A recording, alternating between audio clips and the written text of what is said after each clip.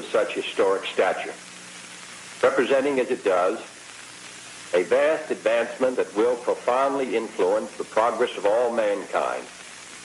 It signals also a call for alertness to our national opportunities and responsibilities.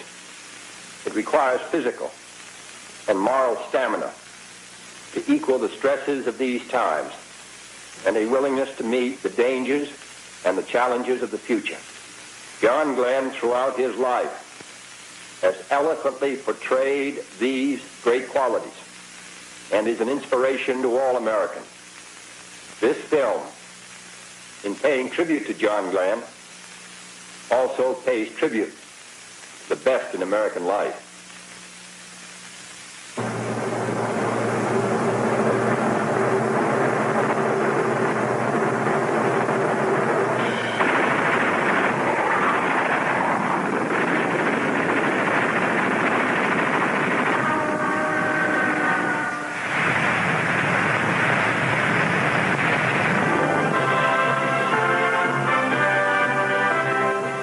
Concord, Ohio wasn't on many maps until February 20th, 1962. It came to fame in a single day with an American adventure that history will call the John Glenn story. Fashioned in the American image, this pleasant little city typifies a nation's ideal way of life. A man might make a good life here in the circle of family and friends. And a boy might let his imagination soar.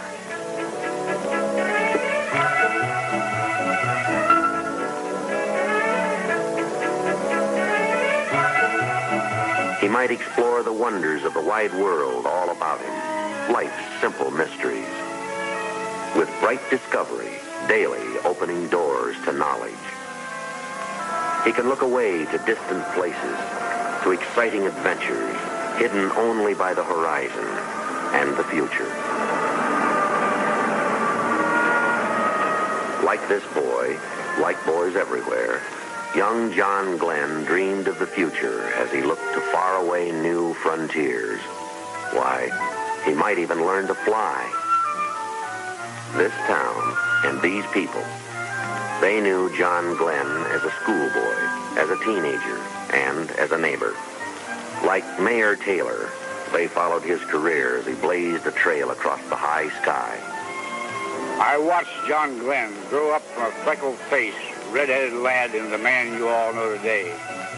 John's youth and his life today are an example for all Americans to follow. New Concord High. Like these youngsters, John attended school here. His principal and teacher was Harford Steele.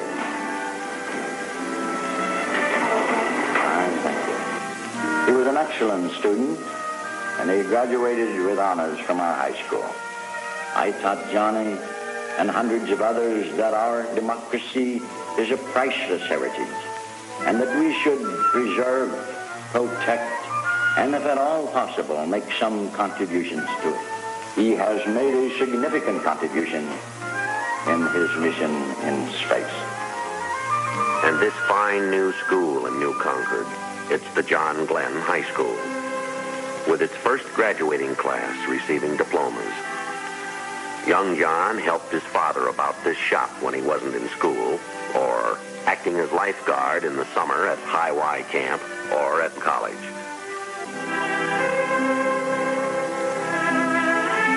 John went on to college at Muskingum, right in New Concord. The high regard of the college is expressed by its president, Dr. Glenn McConaughey. John's conquest of space has captured the hearts and the imagination of all Americans. So have his superb qualities of leadership, moral and physical strength, and emotional stability. John found time for athletics, winning 4 high school letters.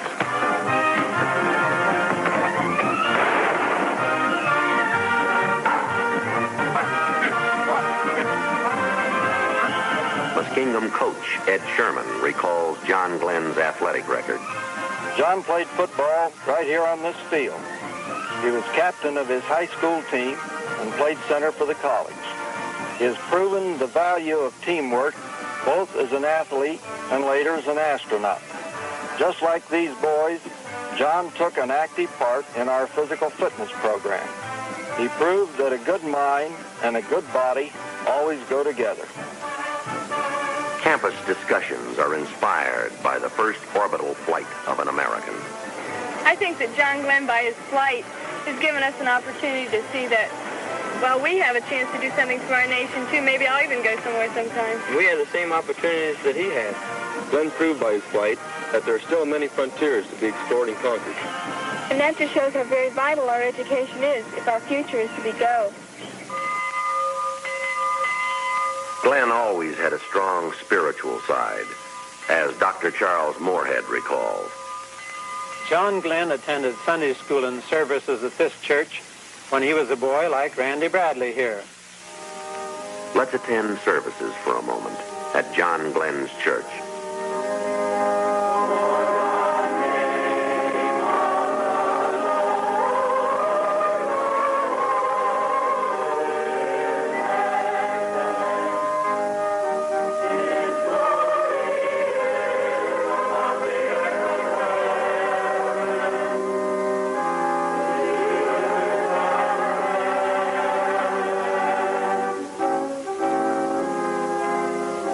John and Annie were married at this church by Dr. Henry Evans.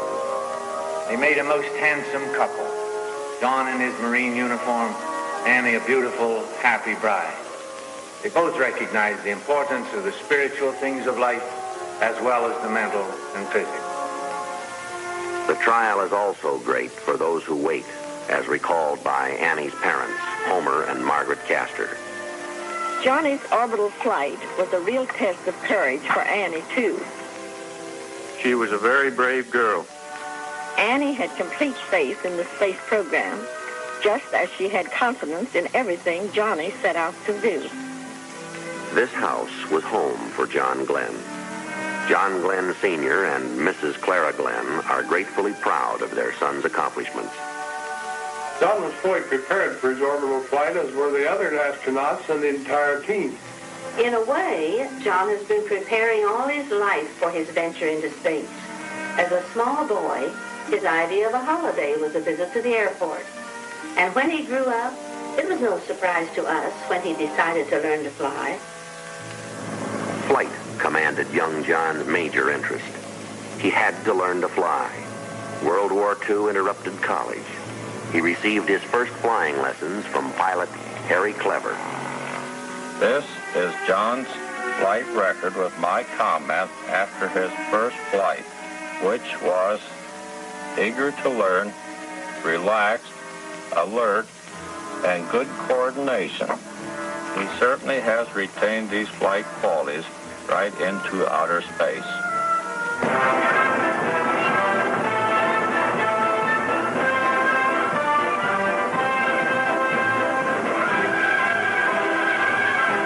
Training at Pensacola and Corpus Christi. Many aviators have won their wings here. Like these cadets, John went on to Corpus Christi, Texas to learn about airplanes and navigation, with time also for physical conditioning and sports, and for religious inspiration. Like these naval aviators, to win his wings. The Navy's thorough training prepared Lieutenant John Glenn for wartime action in the South Pacific. Flying 59 missions in Corsairs like these, he joined in blasting enemy targets. Until there was peace, and Glenn returned to Corpus Christi as advanced flying instructor until Korea. Major John Glenn came back to combat to fly 90 missions, to shoot down 3 MiGs.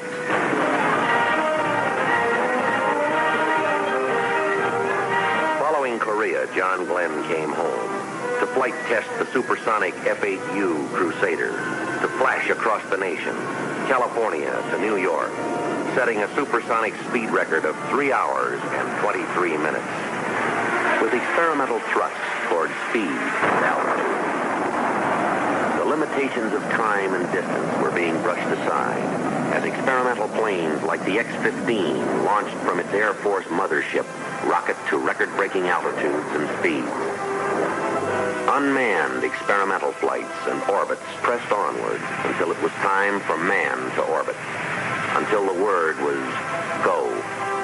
Chosen from many Americans who answered the president's call, these astronauts dedicated themselves to study, training, and physical conditioning. With Alan Shepard learning about weightlessness as it will be encountered in outer space, and Gus Grissom becoming acquainted with the stress of greatly increased gravity, as Wally Schirra masters manual spacecraft control.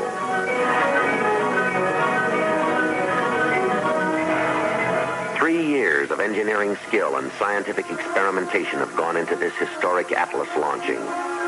Its component parts have come from countless sources, devised and fabricated by many thousands of technicians in hundreds of United States cities. And this, the motive power, carefully raised to position on its gantry. This, the Atlas, with power to develop 360,000 pounds of thrust, with capability to swiftly lift the spacecraft and its passenger as high as 160 miles, to inject the spacecraft into orbit at 17,500 miles an hour.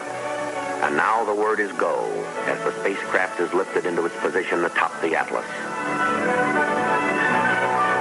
This spacecraft, 6 feet across at its widest heat shield end, 10 feet tall, built to withstand heat shield temperatures of 3,000 degrees Fahrenheit as the wind rushes by at more than 15,000 miles an hour. As the astronaut prepares for space flight, for adventure into outer space.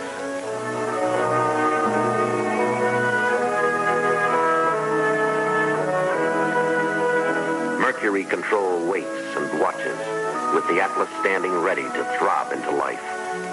Ready. Friendship 7 is ready. And so is John Glenn.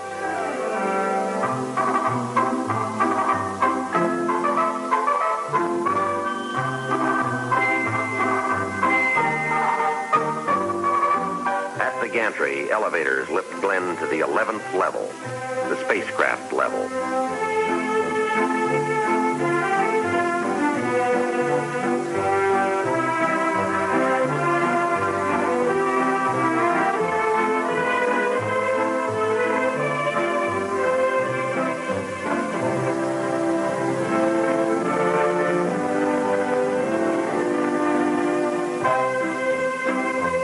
Glenn takes his place in Friendship 7, looking towards the unknown.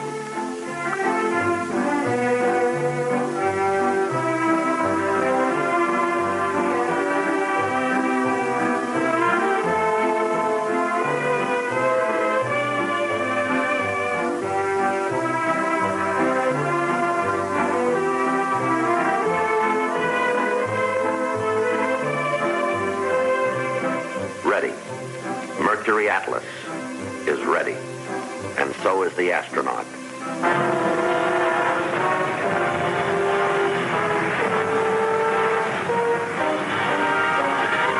The countdown is underway at Cape Canaveral, as all the world holds its breath, and all the world is witness.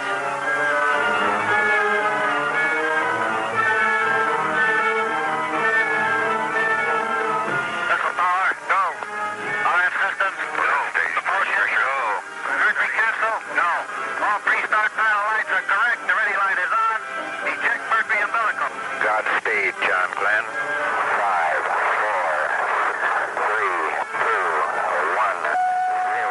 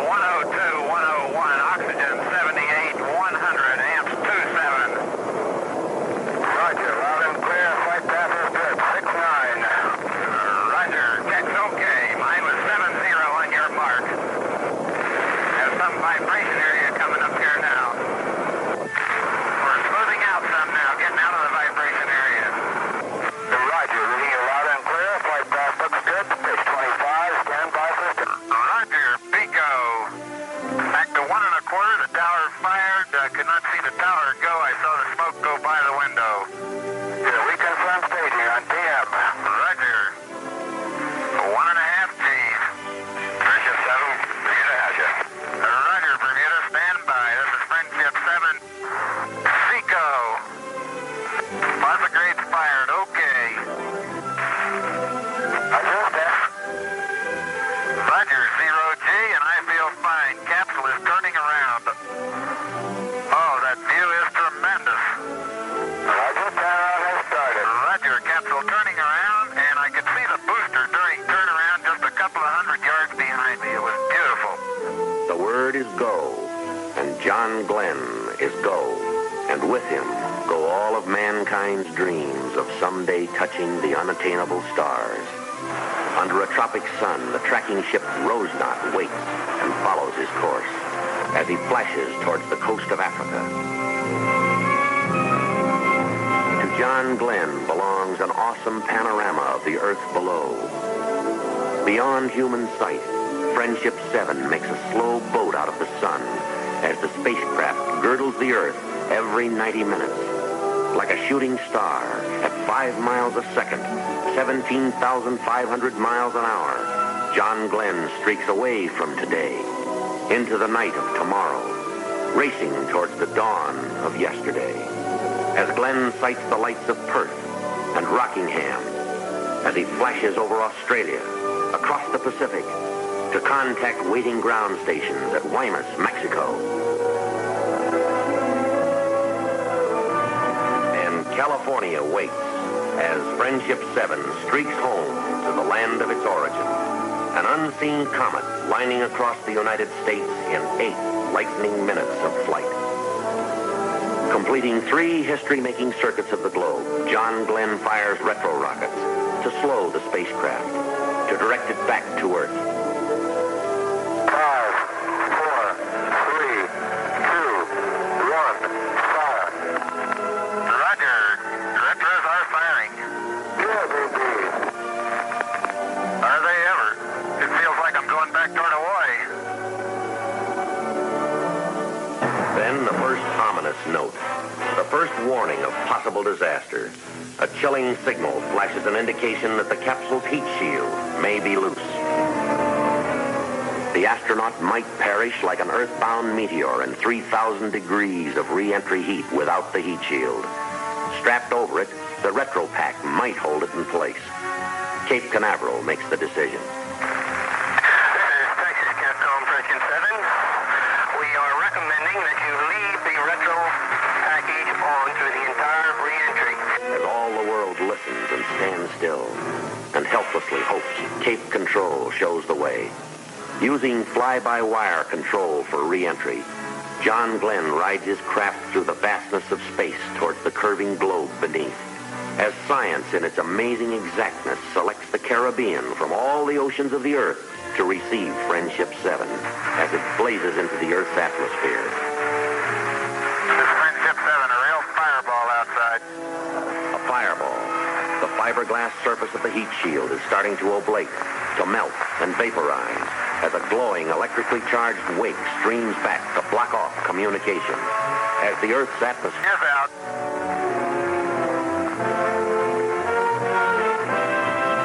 Coming down on 10, snorkels are open. Main chute is on green, chute is out in reef condition at 10,800 feet in. Beautiful chute. Chute looks good. Rate of descent has gone to about 42 feet per second. The chute looks very good. Hello, Mercury Recovery. This is Friendship 7. Do you receive? Friendship 7, this is Steelhead. Be advised, I have you visually. Roger. What is your estimate on recovery time? Over. Estimated pickup now at 20 minutes. Over. Landing bag is on green. Friendship 7, ready for impact. Almost down. There we go.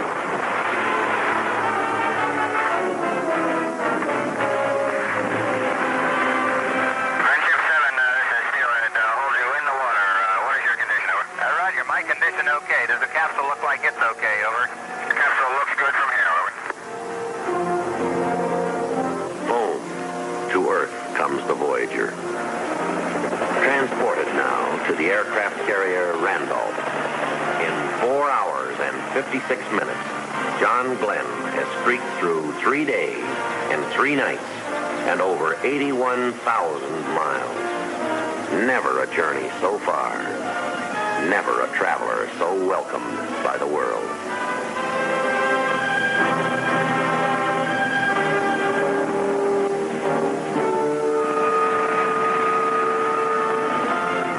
So brief a journey in time, so far the way, so long the hours for those who wait, as Annie Glenn has waited. As all the world has waited. To salute the Glens with Vice President Lyndon Johnson. As the President of the United States arrives at Cape Canaveral to be greeted with John and Annie Glenn by the cheers of thrilled lines of proud Americans. In ceremonies at Mercury Control Center, President John F. Kennedy presents the NASA Distinguished Service Medal to astronaut John Glenn. As Annie and Lynn and David Glenn proudly share applause with the other astronauts and with the world. As John's parents learn firsthand about Friendship 7. As does Marine Corps Commandant General David M. Shute and the President of the United States. And this rainy day in Washington is a happy day as the President and the astronaut arrive to drive through rain-washed, crowd-flooded streets to the White House for a reception as John and Annie Glenn with Vice President Lyndon Johnson greet distinguished guests, including astronaut Alan Shepard. Godspeed, John Glenn. Godspeed into the future, into even greater accomplishment, into the hearts of all Americans. Welcome to Washington. Welcome back to this planet.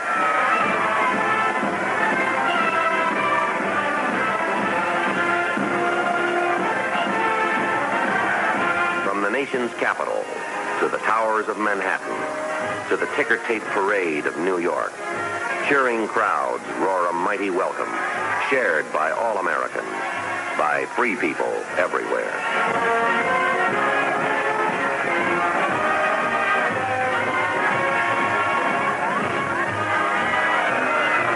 And across the land, the scene is the same, and the heart is the same, as John Glenn comes home to New Concord, Ohio.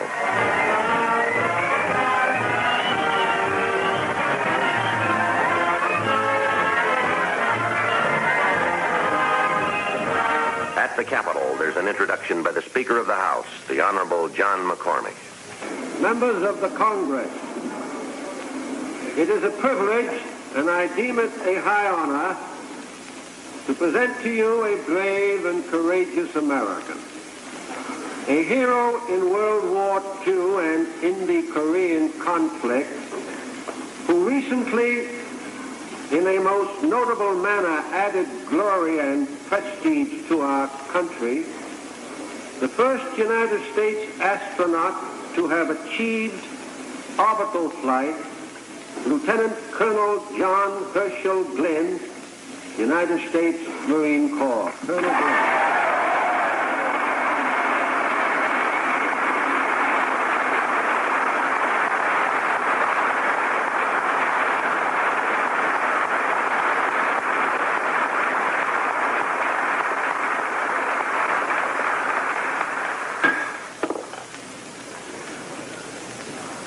Mr. Speaker, Mr. President, members of the Congress,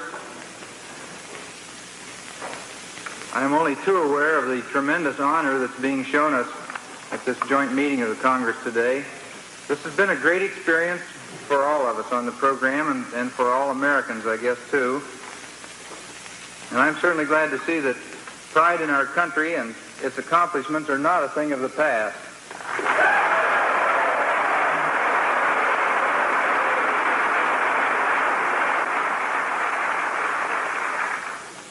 I know I still get a real hard-to-define feeling down inside when the flag goes by, and I know all of you do, too.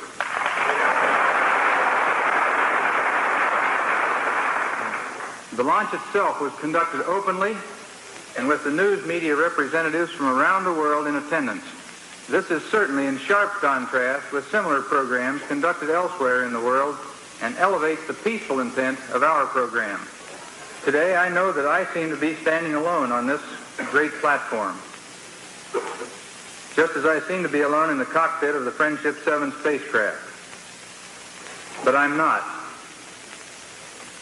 There were with me then and with me now thousands of Americans and many hundreds of citizens of many countries around the world who contributed to this truly international undertaking voluntarily and in a spirit of cooperation and understanding.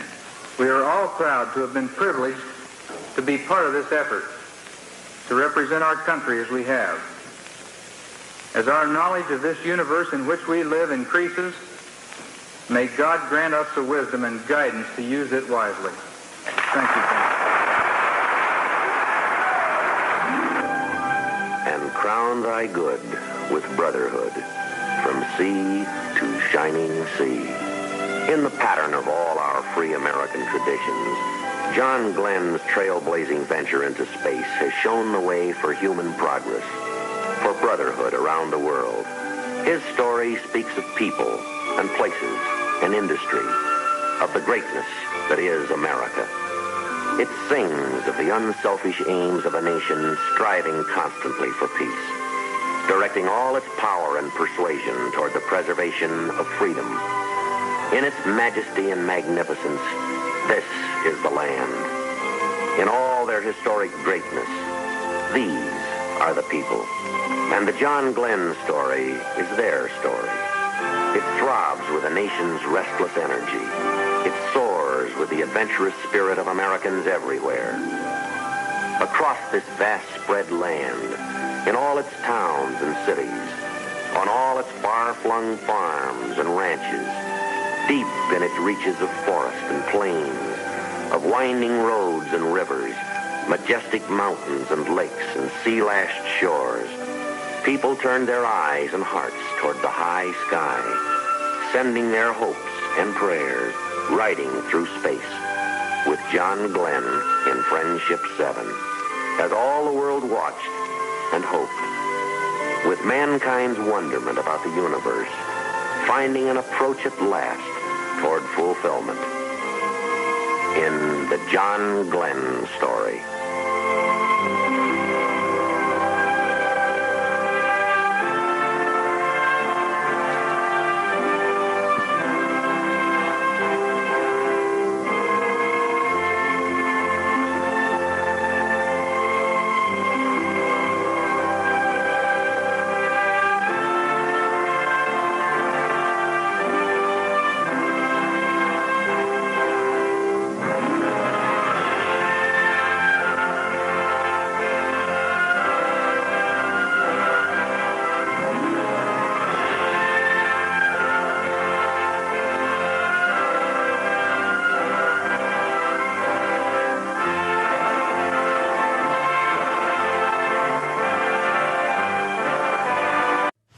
It's a new era of pioneers, star sailors, thinkers, and adventurers. 3, 2, 1, 0. All engine running. Let's go.